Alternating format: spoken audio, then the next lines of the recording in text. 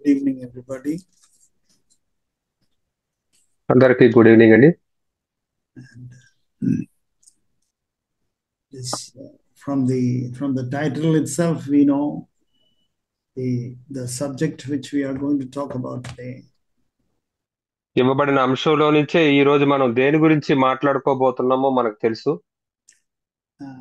We are not going to talk about the prodigal son. మనం తప్పిపోయిన కుమారుడు గురించి మాట్లాడుకోబోవటం లేదు. We have heard about him quite a lot. తన గురించి మనం చాలా ఎక్కువగానే ఇప్పటికి విన్నాం. And how much he sinned and how he came back and how the father accepted, all that we know. ఎంతగా పాపం చేశాడో, తర్వాత తిరిగి వచ్చిన తర్వాత తండ్రి అంగీకరించడం, ఇవన్నీ మనకు తెలుసు. All of us have heard about that, and all of us know about that. మనందరం అది విన్నాము, మనందరికీ ఆ విషయాలు తెలుసు. And how he was accepted fully and completely.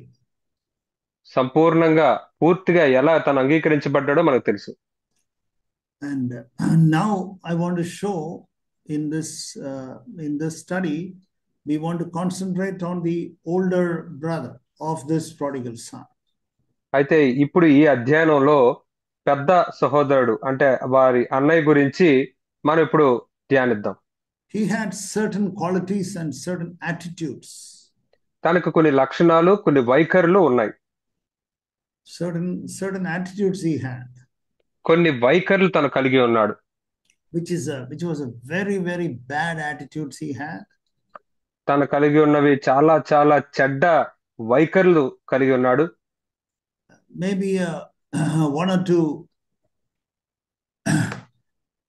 two good qualities he had.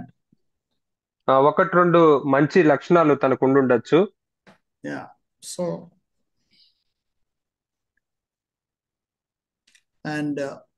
So we can say that first of all, I want to show a good quality of this gentleman. అయితే మొదటగా ఈ వ్యక్తికి ఉన్న మంచి లక్షణాన్ని చూపించాలనుకుంటున్నాను. That is clearly seen in yeah. Is my volume okay now? Yeah, it's okay, brother. Okay. Other brothers, anyone respond, brother? Yeah. If I can't the speaker, it is okay, but little louder. Louder. Okay. Yeah. Okay. Mine, నాది clear గానే ఉందా brother? Prakash brother. Yes, brother. Yes, brother. Okay. I want to show first of all in Luke chapter 15. మొదటగా నేను లూకా సువార్త 15 అధ్యాయంలో నుంచి చూపించాలనుకుంటున్నాను. Verse 25 we read something very interesting. 25వ వచనంలో చాలా ఆసక్తికరమైన ఒక విషయాన్ని మనం చదువుతాం. It says, now his older son was in the field, and when he came and approached the house, he heard music and dancing. అప్పుడు అతని పెద్ద కుమారుడు పొలంలో ఉన్నాడు. పొలం నుండి వచ్చి ఇంటి దగ్గర రాగా వాద్యములు నాట్యములు జరుగుట విన్నాడు. So then we find that he was in the field. అయితే మనం ఇక్కడ ఏం కనుగొంటున్నామంటే తను పొలంలో ఉన్నాడు. He was not in the town or with his friends wasting money or wasting time. తను పట్టణంలోనో తన స్నేహితులతోనో ఉండి డబ్బుని సమయాన్ని వృధా చేయటం లేదు. Rather he was a hard-working man. That is what I find here. దానికి బదులుగా తను చాలా కష్టపడి పనిచేసే వ్యక్తిగా ఉన్నాడని నేను ఇక్కడ కనుగొన్నాను. He was a hard-working person. తను చాలా కష్టపడి పనిచేసే వ్యక్తి. And I went through from verse 25 to 32. అయితే నేను 25 నుంచి 32వ వచనం వరకు చదివినప్పుడు I could not find any other good quality in this boy. అయితే ఈ వ్యక్తిలో, ఈ అబ్బాయిలో ఇంకొక మంచి లక్షణం ఏమీ నేను కనుగొనలేకపోయాను. He was a hard-working child, that we understand. తను చాలా కష్టపడి పనిచేసే బిడ్డ, అది మనకు అర్థమవుతుంది. And he was very obedient to his father. తన తండ్రికి ఎంతో విధేయత చూపించే వ్యక్తి. And he was hard-working and he obeyed whatever the father said. తను ఎంతో కష్టపడి పనిచేస్తూ తన తండ్రి ఏం చెప్తే దానికి విధేయత చూపించే అబ్బాయి. All those things are well taken. All those things are correct. అవన్నీ బాగానే చెప్పబడ్డాయి, అవన్నీ సరైనవే. Then we find that his attitude to the home or in the church was very, very bad. కానీ తన ఇంటిలో గాని సంఘంలో గాని తన యొక్క వైఖరి చాలా చాలా చెడ్డగా ఉంది. This is the thing that will be useful for us, అయితే మనకు ఉపయోగపడే విషయం ఇదే. that we can examine ourselves. How is our attitude to the other brothers and sisters in the church, and how is my attitude to the church? మరి సంఘంలో ఇతర సహోదరుల పట్ల నా వైఖరి ఎలా ఉంది, అలాగే సంఘము పట్ల నా వైఖరి ఎలా ఉంది అని పరిశీలించుకోవడానికి ఇది ఎంతగానో ఉపయోగపడుతుంది. You know, the prodigal son is a picture of a sinner who has repented and come to the church. అయితే తప్పిపోయిన కుమారుడు ఒక పాపి ఎవరైతే మారు మనసు పొంది సంఘానికి తిరిగి వచ్చారో తనకు సాదృశ్యంగా ఉన్నాడు. And then the father is God the Father. అయితే తండ్రి అయిన దేవునికి సాదృశ్యంగా ఉన్నాడు. And then this elder son or the older son is the other senior brothers in the church. అయితే ఈ పెద్ద కుమారుడు సంఘంలో ఉన్న ఎన్నో సంవత్సరాల నుంచి ఉంటున్న సహోదరులకు సాదృశ్యంగా ఉన్నాడు. So we have to see this today. అయితే ఈ విషయాన్ని మనం ఈ దినం చూడాలి. We have seen about the father and about the prodigal son earlier. అయితే ఇంతకు ముందు మన తండ్రి గురించి తప్పిపోయిన కుమారుడు గురించి మనం చూసాం. So the very, very important thing that we have to find is in verse 26. అయితే చాలా ప్రాముఖ్యమైన విషయాన్ని మనం 26వ వచనంలో కనుగొంటాం. Yeah, brother, can you read, please? Yes. దాసులలో ఒకరిని పిలిచి ఇవి ఏమిటి అని అడుగగా. So then this man is coming to the church, or he is coming and he is there, and immediately he is asking, what is happening here? అయితే ఈ వ్యక్తి సంఘానికి వచ్చినప్పుడు అక్కడికి వచ్చిన తర్వాత ఏం జరుగుతుంది ఇక్కడ అని అడుగుతూ ఉన్నాడు. But whom he should have asked? అసలు తను ఎవరిని అడిగి ఉండవలసింది? If he had a good relationship with the father, he should have asked the father. తండ్రితో గనక మంచి సంబంధం ఉండుంటే తన తండ్రిని అడిగి ఉండేవాడు. He should have asked the father straight away. నేరుగా తండ్రిని అడిగి ఉండేవాడు. But then what happens is he summoned one of the servants. అయితే ఇక్కడ ఏం జరిగిందంటే అతడు అక్కడ ఉన్న దాసుల్లో ఒకరిని పిలిచి, Dear brothers, dear sisters, it is very good for us to examine ourselves. ప్రియ సహోదరులారా, మనల్ని మనం పరిశీలించుకోవడానికి ఇది చాలా మంచి అవకాశం. Whom do you have fellowship in the church? సంఘంలో మీరు ఎవరితో సహవాసం చేస్తూ ఉన్నారు? You have fellowship with the people in the periphery, in the outside, or the visitors. You have got fellowship with the visitors, and you have fellowship in the periphery, that is outside of the church. సంఘానికి బయట ఉండే ఆ వృత్తము, లేకపోతే అప్పుడప్పుడు వచ్చి దర్శించి వెళ్ళిపోయే వాళ్ళు, బయటకు ఉండే వాళ్ళు, అటువంటి వారితో మీ యొక్క సహవాసం ఉంటూ ఉందా? Or do you have fellowship with the elders there? That means people who are really committed, the core. లేదా అక్కడ ఉన్న పెద్దలు ఎవరైతే నిజంగా ఆ యొక్క సమర్పణ కలిగి అప్పగించుకుని జీవిస్తూ ఉన్నారో ఆ యొక్క మధ్యలో ఉండే వారితో సహవాసం చేస్తూ ఉన్నారా? That's a very, very important question which we can ask ourselves. ఇది ఎంతో ఎంతో మంచి ప్రశ్న మనల్ని మనం వేసుకోవడానికి. Whom do you have fellowship? ఎవరితో నువ్వు సహవాసం కలిగి ఉంటున్నావు? If you have fellowship only with the visitors and you sit and crack jokes and you just talk a lot of other things and a lot of garbage you talk, and then you think that is fellowship, that is not fellowship. ఏదో అప్పుడప్పుడు సంఘానికి వచ్చి దర్శించి వెళ్ళిపోయే వారితో సహవాసం అని చెప్పి వారితో కూర్చుని హాస్యంగా జోకులు వేసుకుని రకరకాల విషయాల గురించి మాట్లాడుకోవడం, ఇది సహవాసం అని అనుకోవద్దు. That is what this man was doing. ఈ వ్యక్తి అదే చేస్తూ ఉన్నాడు. Nobody prevented him from going to the father. He could have gone right inside and talk to the father. ఎవరు తనని తండ్రి దగ్గరికి వెళ్ళనివ్వకుండా అడ్డగించలేదు. తను నేరుగా తండ్రి దగ్గరికి లోపలికి వెళ్ళిపోవచ్చు. But then these servants, we don't know whether they gave the proper information or not. But then, they said, your brother has come and your father has killed the fattened calf and all that. But then, they didn't know anything about the repentance of the younger son, or how he was suffering and how he came and how he apologized, how he confessed, how he repented. They don't know anything. Just came. The father said, fattened calf, kill. Let us eat and be merry. అయితే తను ఆ దాసుల్ని అడిగినప్పుడు వాళ్ళు ఏ విధంగా చెప్పుంటారో మనకు తెలియదు, కానీ వారు తండ్రి గురించి వాళ్ళకేం తెలియదు. ఈ తప్పుపై తిరిగి వచ్చిన కుమారుడు గురించి, ఎలాగైతే తను అక్కడ పశ్చాత్తాపడ్డాడో, ఎన్ని ఇబ్బందులు పడ్డాడో, తర్వాత వచ్చి ఎలా క్షమాపణ అడిగాడో, ఒప్పుకున్నాడో, తండ్రి ఎలా అంగీకరించాడో, ఇవేమి వారికి తెలియదు. కానీ వాళ్ళు ఏం చెప్పారంటే, ఆ తిరిగి వచ్చాడు, కొవ్విన దూడను వధించాడు, విందు చేస్తున్నాడు, సంతోషిస్తున్నారు, అవే చెప్పారు వాళ్ళు. And when you do not have fellowship with the core or with the father or with the elders in the church, and then all these wrong information can come to you.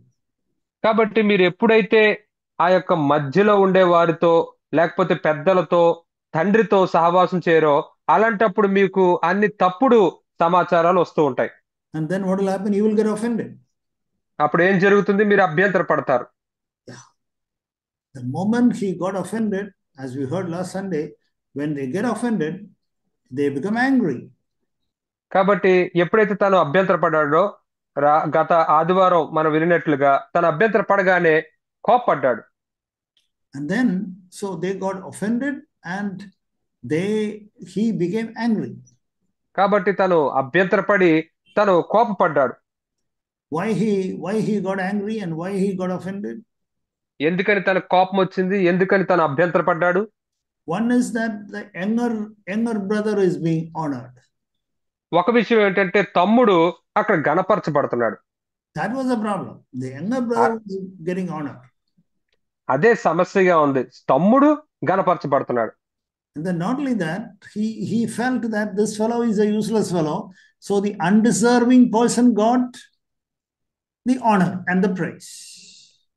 అయితే తను ఏమనుకున్నాడంటే, దేనికి పనికిరాని వ్యక్తిత్వం, అయితే అర్హత లేని తనకి ఈ ఘనత, ఈ పొగడతలు అన్ని ఇచ్చేస్తూ ఉన్నారు అనుకున్నాడు. And then what happens? Immediately he is so offended and he is so angry. And then we go to the next stage. It says in verse 28, he was not willing to go inside the house. అయితే ఏం జరిగింది ఇక్కడ? తను అభ్యంతర పడ్డాడు, కోప్పడ్డాడు. ఆ తర్వాత స్థాయి ఏంటంటే 28వ వచనంలో మనం చూసినట్లయితే తను లోపలికి వెళ్ళడానికి ఇష్టపడటం లేదు. He was not willing to go inside. లోపల వెళ్ళడానికి తను ఇష్టపడటం లేదు.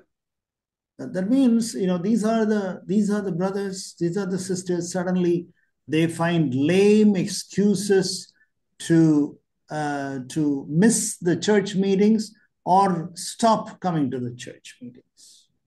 అయితే ఇటువంటి వారు ఎవరైతే సహోదరులు సంఘానికి రాకుండా మానేయడానికి, ఆ మీటింగుల్ని, కూడికల్ని తప్పించుకోవడానికి ఆ ఉత్తుత్తి కారణాలు చెప్పే వారికి సాదృశ్యంగా ఉంది.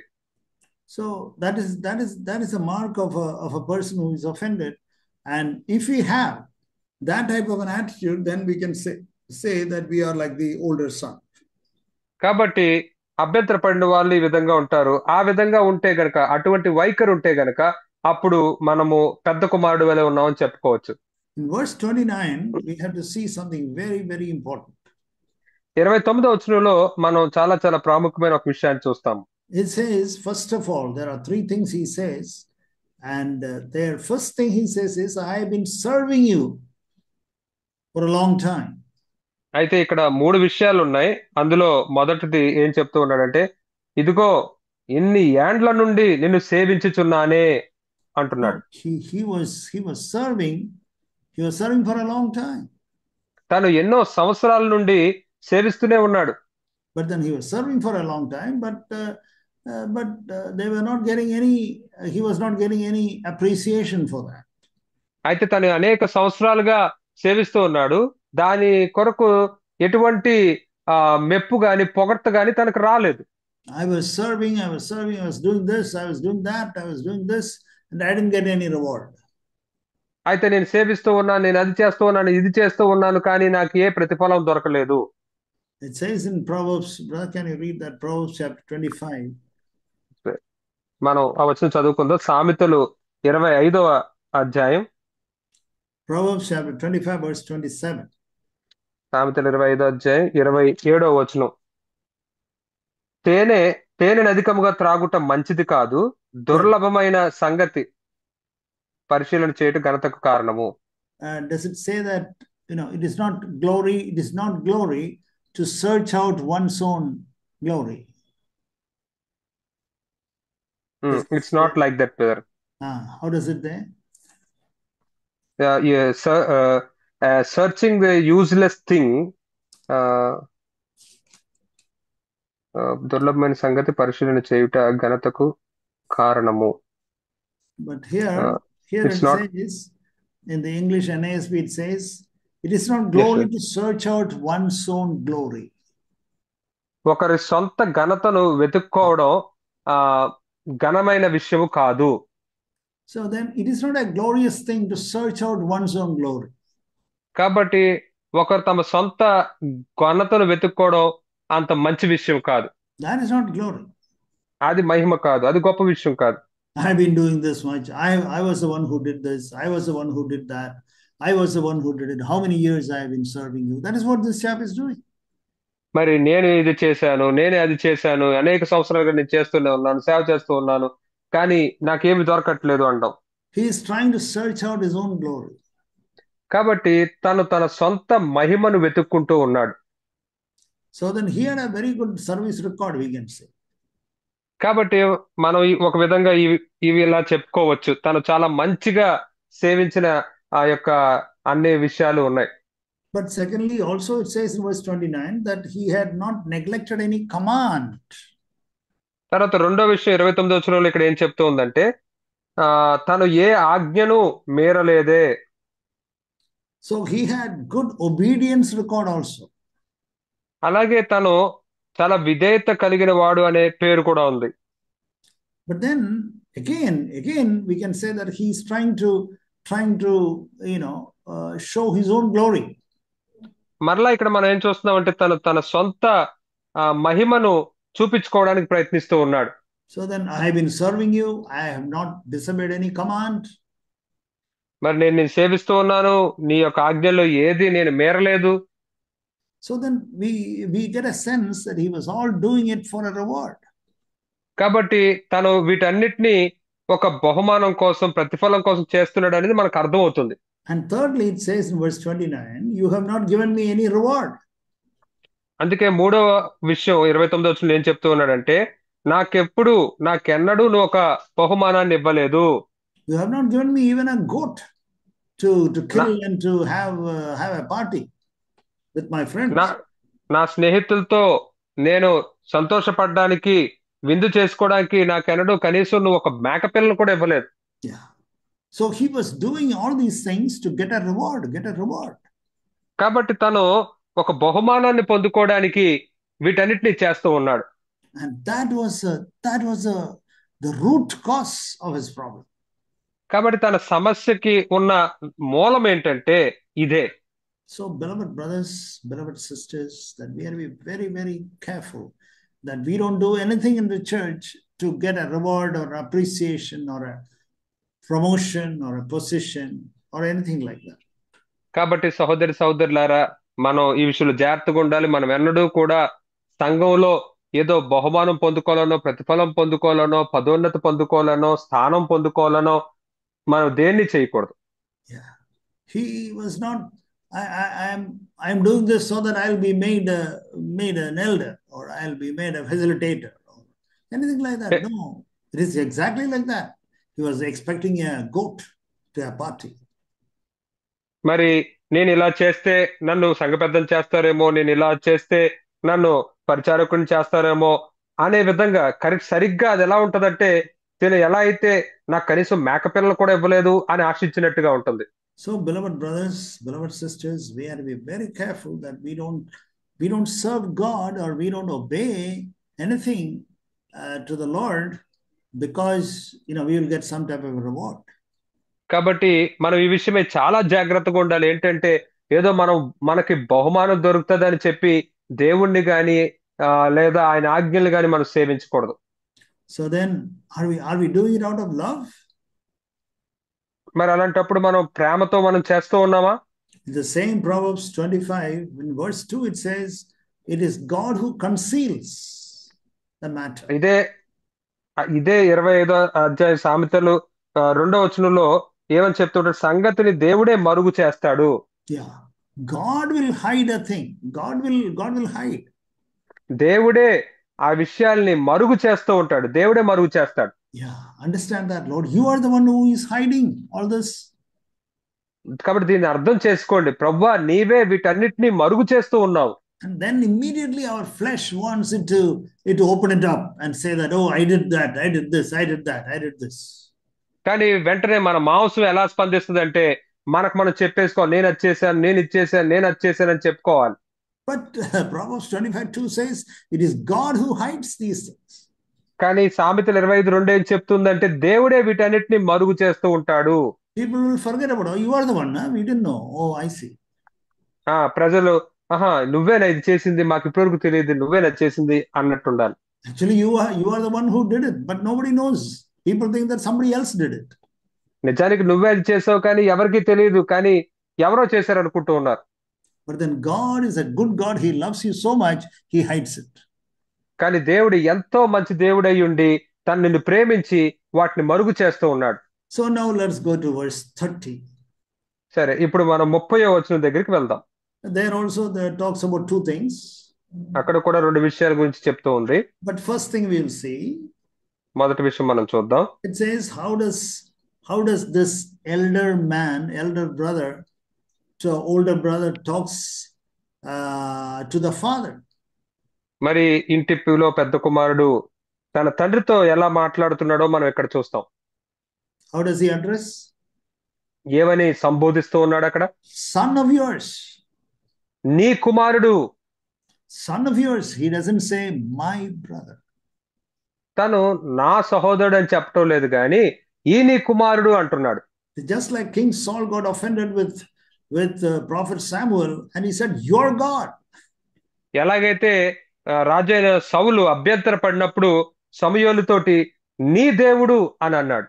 Yeah, that's the same spirit we find in this older man also. మరి ఇక్కడ ఈ పెద్ద కుమారుడిలో కూడా అదే ఆత్మను మనం చూస్తూ ఉన్నాం. Yeah, son of yours. నీ కుమారుడు.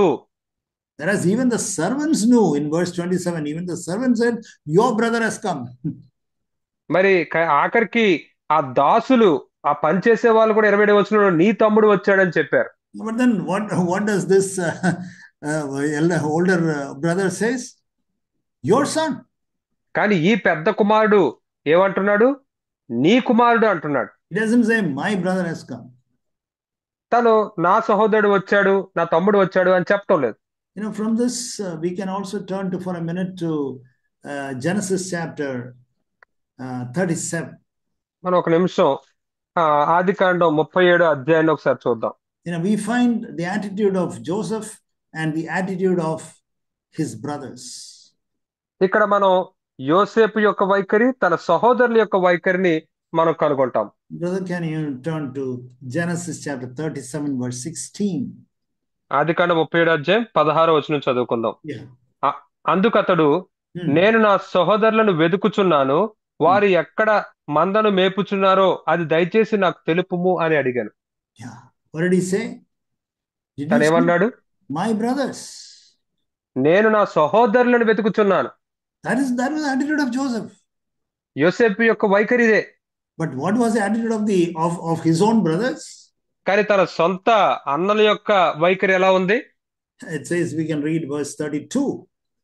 32వ వచనంలో మనం చదువుదాం. They are planning what they will tell to Jacob. వాళ్ళు యాకోబుతో ఏం చెప్పాలి అని ఆలోచిస్తూ ఉన్నారు. అప్పుడు verse 32.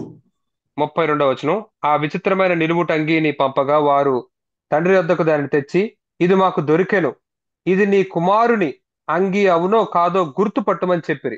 నీ కుమారుడు, your son. నీ కుమారుడు అంటున్నారు. Not my brother, not our brother. నా సహోదరుడు, మా సహోదరుడు కాదు. Your son. నీ కుమారుడు. That is the same wicked attitude that this man also had. మరి ఇదే చెడ్డ వైఖరిని ఈ వ్యక్తి కూడా కలిగి ఉన్నాడు. Beloved brothers and sisters, what is your attitude to your brothers and sisters? ప్రియ సహోదరులారా, మరి సహోదరుల పట్ల మీ వైఖరి ఏమై ఉంది? Your son. నీ కుమారుడు. King Saul also said when he was offended with prophet Samuel, your God, not our God. మరి ప్రవక్త అయిన సమూయేలు విషయమై సౌలు అభ్యంతరపడినప్పుడు తను కూడా ఈ విధంగానే మాట్లాడాడు. మా దేవుడు కాదు, నీ దేవుడు అంటున్నాడు. Only such a simple one phrase. Oh, brother, why do you want to make such a big fuss about one phrase? ఇది చాలా ఒక్క మాటే కదా సహోదరుడా, ఈ ఒక్క మాట గురించి ఇంత రాద్ధాంతం ఎందుకు చేస్తున్నారు మీరు అనొచ్చు. But through that phrase comes your wicked heart. కానీ ఆ ఒక్క మాటలో నుండే నీ యొక్క చెడ్డ హృదయం బయటకు వస్తూ ఉంది. Okay, the second thing we find in verse 30. అయితే 30వ వచనంలో మనం కనుగొనే రెండో విషయం ఏమిటంటే, he says that he wasted our wealth with the harlots. మరి తను మన ఆస్తిని వేశ్యలతో పాడు చేసేశాడు. How does he know that? మరి ఆ విషయం తనకెలా తెలుసు? It is when you don't like a person. ఇది ఎలా ఉంటదంటే, ఎప్పుడైనా మీరు ఒక వ్యక్తిని ఇష్టపడకపోతే, when you don't like a person, మీరు ఒక వ్యక్తిని ఇష్టపడకపోతే, you attribute all types of wrong things to him. అప్పుడు మీరు సమస్త చెడ్డ విషయాలన్నిటినీ తనకు ఆపాదిస్తూనే ఉంటారు. Yeah, he doesn't like younger brother coming back. తన తమ్ముడు ఇంటికి తిరిగి రావడం అనే దాన్ని తను ఇష్టపడటం లేదు. It's just like Pharisees told to that man who was healed about Jesus, in John chapter 9. మరి యోహాను సువార్త 9వ అధ్యాయంలో మనం చూసినట్లయితే, యేసయ్య ద్వారా స్వస్థపరచబడిన ఆ వ్యక్తి విషయంలో పరిసయ్యులు ఎలాగైతే ప్రవర్తించారో, we can turn to John chapter 9. మనం యోహాను సువార్త 9వ అధ్యాయాన్ని ఒకసారి తీసి చూద్దాం. Brother, can you read 24 and 25? 24, 25 వచనాలు చదువుకుందాం. కాబట్టి వారు గ్రుడ్డువాడై ఉండిన మనుష్యుని రెండవ మారు పిలిపించి, దేవుణ్ణి మహిమపరచుము, ఈ మనుషుడు పాపి అని మేము ఎరుగుదుము అని వానితో చెప్పగా, వాడు ఆయన పాపియో కాడో నేనెరుగను, ఒకటి మాత్రం నేను ఎరుగుదును, నేను వాడినై ఉండి ఇప్పుడు చూస్తున్నాను అనెను. See, that man says, I was blind, now I see. I don't know whether he's a sinner or not. మరి ఆ వ్యక్తి చూడండి, తను ఏమంటూ ఉన్నాడో, నేను ఒకప్పుడు గుడ్డివాడిని, ఇప్పుడు చూస్తూ ఉన్నాను, కానీ ఆయన పాపో కాదు నాకు తెలియదు. But then they hated Jesus and therefore they just said he's a sinner. కానీ వారు యేసేని ఎంతో ద్వేషించారు కాబట్టి ఆయన పాపి అని చెప్పేస్తూ ఉన్నారు. They were so full of hatred. వాళ్ళు ఎంతో ద్వేషంతో నిండిపోయారు. And therefore immediately says he is a sinner. కాబట్టి వెంటనే వాళ్ళు ఆయన ఒక పాపి కాబట్టి నేను ఎలా స్వస్థపరచగలడు అని అడుగుతున్నారు. The same thing we read in Matthew chapter 9 also. ఇదే విషయాన్ని మనం మత్తయి సువార్త 9వ అధ్యాయంలో కూడా చదువుతాం. Verse 34. మత్తయి సువార్త 9వ అధ్యాయం 34వ వచనం. Yeah. Pharisees talking about Jesus. 9:34. మరలా పరిసయ్యులు ఇక్కడ యేసు గురించి మాట్లాడుతూ ఉన్నారు. అయితే పరిసయ్యులు, ఇతడు దయ్యముల అధిపతి వలన దయ్యములను వెళ్ళగొట్టుచున్నాడు అని చెప్పారు.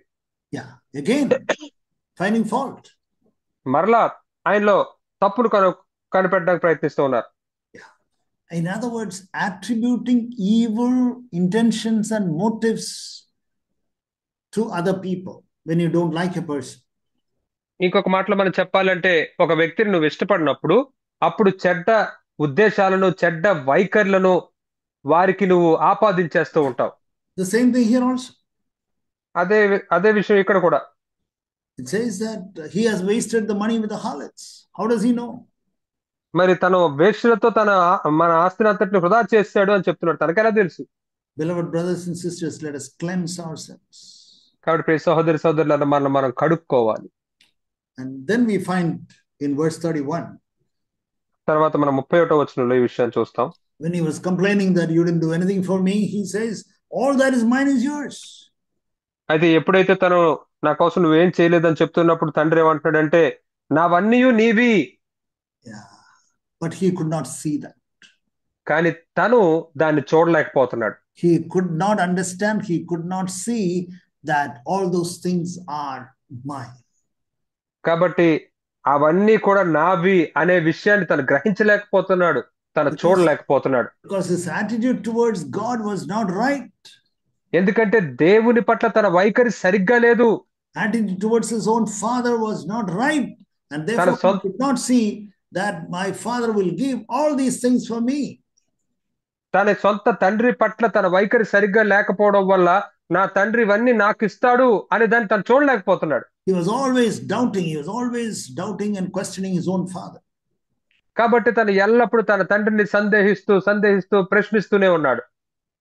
That is, we can also be like that, dear brothers and sisters. కాబట్టి ప్రియ సహోదరులారా, మనం కూడా ఆ విధంగా ఉండవచ్చు.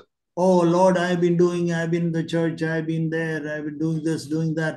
Why you are not answering my prayer, this prayer, that prayer? No. మరి నేను సంఘంలో ఉంటూ ఉన్నాను, ఇది చేస్తూ ఉన్నాను, అది చేస్తూ ఉన్నాను, నేను ప్రార్థన చేస్తూ ఉన్నాను, కానీ నువ్వు ఎందుకు జవాబు ఇవ్వట్లేదు, ఇవన్నీ చెప్తూ ఉంటాం. But then we should always remember that is what God is telling us, that all that is mine are thine. కాబట్టి మనం ఎల్లప్పుడూ గుర్తుంచుకోవాల్సిన విషయం ఏమిటంటే, దేవుడు ఏమంటున్నాడంటే, నావన్నీయు నీవి. All that is mine is yours. నావన్నీ నీవి. That faith he could not have. ఆ విశ్వాసాన్ని తను కలిగి ఉండలేకపోయాడు. Because he did not have any fellowship with the Father. ఎందుకంటే తను తండ్రితో సహవాసాన్ని కలిగి లేడు. Rather, he had fellowship with his friends. తన స్నేహితులతో తను సహవాసాన్ని కలిగి ఉన్నాడు. You will never be able to appreciate the blessings of the Father if you have fellowship with your friends and your worldly people. నీ స్నేహితులతో, నీ లోకస్తులతో నువ్వు సహవాసం చేస్తూ తండ్రితో సహవాసం చేయకపోతే తండ్రి యొక్క దీవెనలను, ఆశీర్వాదాలను నువ్వు అర్థం చేసుకోలేవు. That is why he was complaining to the Father, you did not even give me a small goat.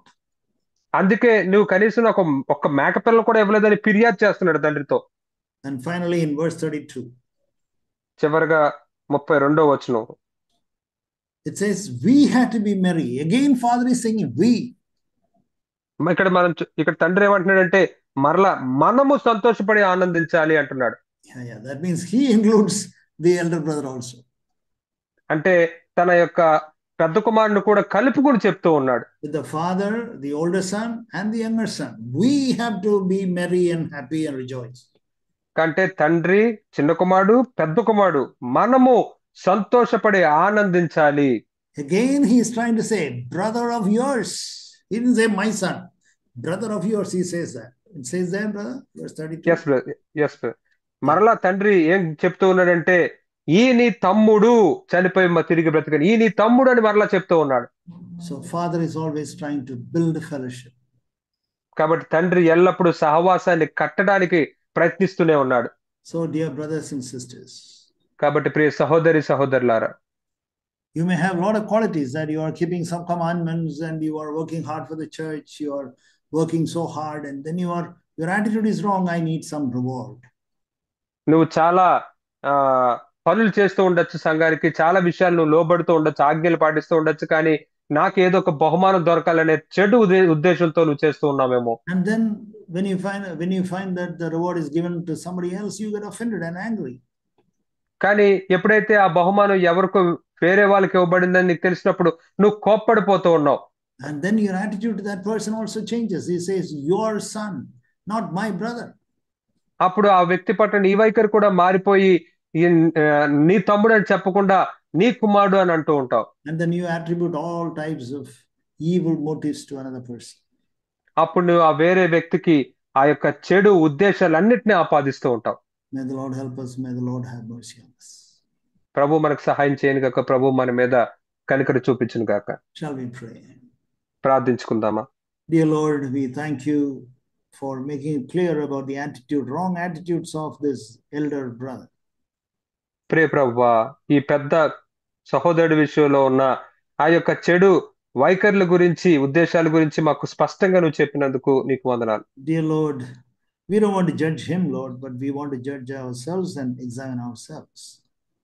ప్రియ ప్రభువా, మేము తనని తీర్పు తీర్చాలనుకోవట్లేదు, కానీ మమ్మల్ని మేము పరిశీలించుకుని తీర్పు తీర్చుకోవాలనుకుంటున్నాం. Have mercy on us. మా మీద కనికరం చూపించండి. Build your church and build your fellowship. మీ సంఘాన్ని కట్టండి, మీ సహవాసాన్ని కట్టండి. Thank you, Father. వందనాలు తండ్రి. In the name of Jesus we pray. యేసు నామములో మేము ప్రార్థిస్తున్నాం. Amen. ఆమేన్.